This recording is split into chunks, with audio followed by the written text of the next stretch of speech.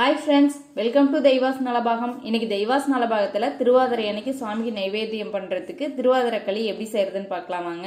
First இந்த recipe பண்றதுக்கு நான் 1 கப் அளவுக்கு பச்சரிசி எடுத்து வச்சிருக்கேன். இதை தண்ணியில நல்லா 2 டைம் வாஷ் பண்ணிட்டு அதுக்கப்புறம் இதை நம்ம வறுத்துக்கலாம். தண்ணியில் நல்லா 2 டைம் வாஷ் பண்ணிட்டு வந்தாச்சு. ஸ்டவ் ஆன் பண்ணி ஒரு கடாய் வச்சுட்டு நம்ம எடுத்து வச்சிருக்கிற அரிசியை உள்ள சேர்த்துக்கலாம். சேர்த்துட்டு நல்லா மிதமான தீயிலேயே வச்சுட்டு இந்த அரிசியோட ஈரம் போற அளவுக்கு ஃபர்ஸ்ட் நம்ம வறுத்துக்கலாம். ஈரத்திலேயே நம்ம வறுக்கும்போது கொஞ்சம் ஒட்டிட்டு வர மாதிரி இருக்கும். இந்த ஈரம்லாம் போயிட்டு அரிசி நல்லா உதிரியாக வர அளவுக்கு இந்த மீடியம் ஃப்ளேமில் வச்சு நல்லா ஃபஸ்ட்டு வறுத்துக்கலாம். இந்த மாதிரி வறுத்ததுக்கப்புறம் இதில் நம்ம பாசி பருப்பு சேர்த்துக்கலாம். இப்போ நல்லா இந்த அளவுக்கு வறுத்ததுக்கப்புறம் இல்லை 1 டீஸ்பூன் அளவுக்கு பாசி பருப்பு சேர்த்துக்கோங்க. சேர்த்துட்டு இந்த அரிசி பருப்பு நல்லா பொன்னிறமாக பொரிஞ்சு வரணும். அரிசி அந்த அளவுக்கு நல்ல குறைவான தீயில வச்சுட்டு இந்த அரிசி நம்ம வறுத்து எடுத்துக்கலாம். பாருங்க நல்லா இந்த அளவுக்கு கோல்டன் ப்ரௌன் ஆயிடுச்சு. எந்த அளவுக்கு இந்த அரிசி நம்ம வறுத்து எடுக்கிறோமோ அந்த அளவுக்கு களி ரொம்ப நல்லா டேஸ்டா இருக்கும். இப்போ இந்த அளவுக்கு நல்லா வறுத்ததுக்கு அப்புறம் இதை நல்லா ஆற வச்சிருங்க. ஆற வச்சதுக்கு அப்புறம் இதை நல்லா ஒரு ஃபைன் ரவை பதத்துக்கு இதை நம்ம அரைச்சு எடுத்துக்கலாம். இந்த அரிசி வறுக்கிறது தான் இந்த களியே ரொம்ப நல்லா டேஸ்டா இருக்கும். இப்போ இதை அரைச்சி உரமா வச்சிடலாம். இதுக்கு வெள்ளத்தை இப்போ நம்ம கரைச்சிடலாம். இப்போ ஒரு பாத்திரத்தில் நான் 1 கப் அரிசிக்கு 2 கப் அளவுக்கு வெள்ளம் எடுத்திருக்கேன். இது நல்லா இனிப்பாக இருக்கும். உங்களுக்கு ரொம்ப இனிப்பு வேண்டாம் அப்படின்னா மீடியமாக போதும் அப்படின்னா நீங்கள் ஒரு 1.5 கப்பு மட்டும் சேர்த்துக்கோங்க. இப்போ இதுக்கு தண்ணி சேர்த்துக்கலாம். 1 கப் அரிசிக்கு 4 கப் அளவுக்கு தண்ணி சேர்த்துக்கோங்க. நம்ம வெள்ளம் எவ்வளோ சேர்த்தாலும் ஆனால் 1:4ங்கிற ரேஷியோவில் நமக்கு தண்ணி சேர்த்துட்டா தான் கரெக்டாக இருக்கும். 1 கப் அரிசி எடுத்தால் 4 கப்பு தண்ணி சேர்த்துக்கோங்க. சேர்த்துட்டு இது கம்பி பதம் அந்த மாதிரி பாகு பதம்லாம் எதுவும் தேவையில்லை. ஜஸ்ட் இந்த வெள்ளம் நமக்கு கரைஞ்சி வந்தால் போதும். இந்த மண் தூசியெல்லாம் இல்லாமல் நம்ம ஃபில்டர் பண்ணுறதுக்காக இந்த வெள்ளத்தை நல்லா கரைச்சிட்டு எடுத்துக்கிறோம். இப்போ நல்லா வெள்ளம்லாம் கரைஞ்சி கொதிக்க ஆரம்பிக்குது. இப்போ ஸ்டவ் ஆஃப் பண்ணிவிட்டு இந்த வெள்ளத்தை கரைசலை நம்ம வடிகட்டிக்கலாம். இப்போ நல்லா வடிச்சாச்சு.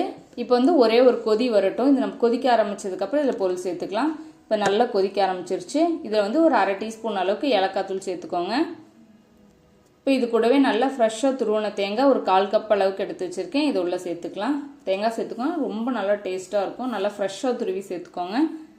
இப்போ நல்லா ஒரு வாட்டி கலந்து விட்டுட்டு இப்போ இதில் நம்ம அரைச்சி வச்சுருக்கிற அரிசி மாவு உள்ளே சேர்த்துக்கலாம். பாருங்கள் இந்த அளவுக்கு ரொம்ப நல்லா ஃபைன் ரவை பதத்துக்கு அரைச்சி வச்சுருக்கேன்.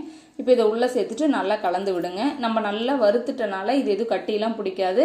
நம்ம சேர்த்துட்டு இதை நல்லா ஒரு நிமிஷத்துக்கு கலந்து விட்டோம்னாவே சரியாக போயிடும். சீக்கிரமாக திக்காயிரும். இதை நம்ம இன்னைக்கு குக்கரில் வச்சு தான் வேக வைக்க போகிறோம். பாருங்கள் இந்த அளவுக்கு நல்லா திக்காயிருச்சு. நம்ம குக்கருக்குள்ளே செட் ஆகிற மாதிரி ஒரு பாத்திரம் எடுத்து வச்சுக்கோங்க. இப்போ இந்த அளவுக்கு நல்லா திக்காகி வந்ததுக்கப்புறம் இதை பாத்திரத்தில் சேர்த்துக்கலாம். இப்போ இதை இந்த பாத்திரத்தில் சேர்த்துட்டு இதை நம்ம குக்கரில் வச்சு வேக வைக்க போகிறோம். நம்ம அப்படியே டைரெக்டாக வச்சா வெள்ளம்லாம் சேர்த்துருக்கறனால ஒரு சில சமயம் அடி பிடிச்சிரும். அதனால இந்த மாதிரி ஒரு பாத்திரத்தில் வச்சுட்டு அதுக்கப்புறம் உள்ளே வச்சுக்கலாம்.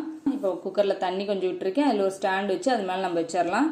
இப்போ குக்கர் மூடி போட்டுட்டு ஸ்டவ் ஆன் பண்ணி நல்லா ஒரு மீடியம் ஃப்ளேமில் வச்சு ஒரு 5 விசில் வச்சு எடுத்துக்கோங்க. அப்போ சூப்பராக நல்லா வெந்து வந்துடும். இப்போ நல்லா 5 விசில் வந்துடுச்சு. ப்ரெஷர்லாம் தானாக ரிலீஸ் ஆயிடுச்சு. நம்ம ஓப்பன் பண்ணிக்கலாம். பாருங்கள் சூப்பராக வெந்து வந்துடுச்சு. நல்லா வைக்கும்போது ஒரு மாதிரி கொலன்னு இருந்தது. இப்போ கரெக்டாக நல்லா திக்காகி வந்திருக்கு. நல்லா பூ மாதிரி வெந்து வந்திருக்கு. இன்னும் கொஞ்சம் நேரம் ஆக ஆக இன்னும் நல்லா உதிரி ஆயிரும். இப்போ இதுக்கு முந்திரி பருப்பு தாளித்து சேர்த்துக்கலாம். ஒரு பேன் வச்சுக்கோங்க. அதில் கொஞ்சம் நெய் சேர்த்துட்டு ஒரு 10-12 முந்திரி பருப்பு உடச்சி வச்சுருக்கேன். இதை உள்ளே சேர்த்து நல்லா இதை பொன்னிறமாக வர அளவுக்கு வறுத்துக்கலாம். அவ்வளோதாங்க. இதை நம்ம அப்படியே களியில் சேர்த்துடலாம். சேர்த்துட்டு இது கூட நல்லா கலந்து விடுங்க. அவ்வளோதாங்க. நம்ம சூப்பரான திருவாதிரை களி ரொம்ப மணக்க சூப்பராக ரெடி ஆயிருச்சு. ரொம்பவுமே டேஸ்ட்டாக இருக்கும். இதே அளவுகளோடு செய்யுங்க. அப்படி கரெக்டாக பர்ஃபெக்டாக வரும். நீங்களும் திருவாதிரை அன்னைக்கு இதை செஞ்சு சாமிக்கு நைவேத்தியம் பண்ணுங்கள்.